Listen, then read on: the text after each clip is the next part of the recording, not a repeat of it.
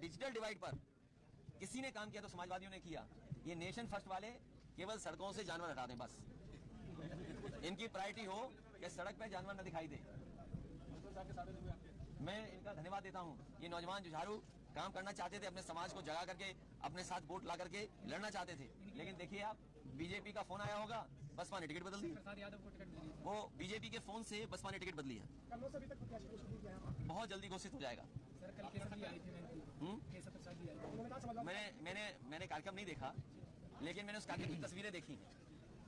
वो तस्वीरें बताती हैं कि मंच तो थोड़ा बहुत थे लोग, लेकिन कुर्सियां सब खाली थी।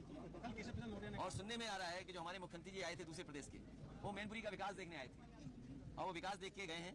मैं उन्हें भरोसा दिलाता हूं कि रनवे से लेकर के एक्सप्रेसवे और ये 4 लेन सड़कें जो उन्होंने देखी होंगी मैनपुरी की, अगर उन्हें जरूरत पड़ेगी तो हम उनका सहयोग और मदद जरूर करेंगे और सुझाव देंगे जिससे वो भी विकास कर लें। देखिए, उनको मत गिनिए, कुछ नहीं है। आप सगुन हैं, आप सगुन हैं। सम्मान करते थे इसलिए वो नहीं आते थे चुनाव प्रचार में। कौन?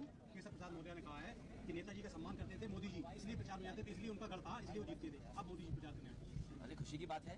प्रधानमंत्री ये भी बताने आएंगे कि क्या क्या काम यहाँ पर हुआ है, उन्होंने क्या क्या काम किया है।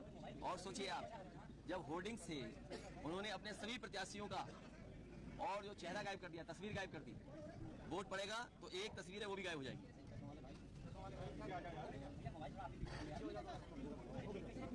मैं एक बार फिर प्रेस का धन्यवाद देता हूं और मैं मैनपुरी की जनता से का धन्यवाद देता हूं, आभार प्रकट करता हूं।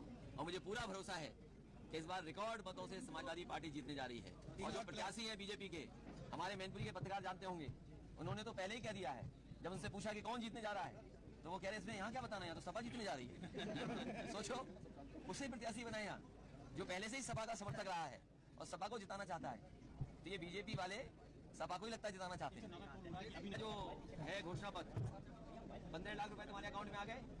15 लाख रुपए किसान की आय दोगुनी हो गई, 2 करोड़ नौकरियां मिल गई, स्मार्ट सिटी बन गए और किसानों को सुविधा देने की बात कही थी, लोन माफ करने का, लोन माफ हो गया।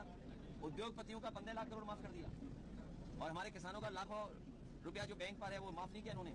समाजवादी पार्टी ने इस बात को अपने घोषणा पत्र में लिखा है, जहां ओल्ड पेंशन बहाल होगी, ओल्ड पेंशन स्कीम बहाल होगी, वहीं हमारे किसानों का भी कर्जा माफ होगा। अगर उद्योगपतियों का कर्जा माफ हो सकता है तो हमारे किसानों का भी कर्जा माफ होगा।